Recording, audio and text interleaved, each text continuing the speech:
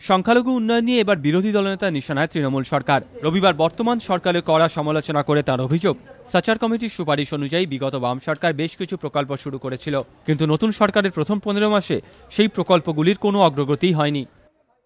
যে অংশকে ওবিসি হিসাবে চিহ্নিত করা হয়েছে, উনি সেই আগেরটা আমরা যা করেছিলাম সেটা কার্যকরী করলেন, পরে একটা আবার আইন ইত্যাদি আনলেন, কিন্তু কার্যকরী কিছু হচ্ছে না।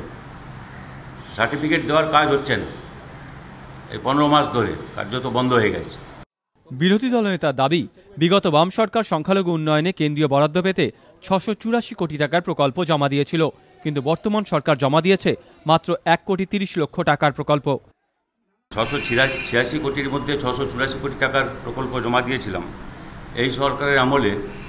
সেখানে বাড়তি যা করেছেন এরা এই 15 মাসে, সেটা হচ্ছে 1,30,00,000 টাকার প্রকল্প জমা দিয়েছেন। ওর জন্য বাকি ছিল না বেশি কিছু অবশ্য, কারণ সবটাই আমরা করে গেছিলাম, এবং এত রক্ষানীনাদের কোনো প্রয়োজন নেই। সামগ্রিকভাবে রাজ্য সরকারের ভূমিকা অত্যন্ত নেতিবাচক বলেও এদিন মন্তব্য করেন সূর্যকান্ত মিশ্র। সমিত সেনগুপ্ত, এবিপি আনন্দ, কলকাতা।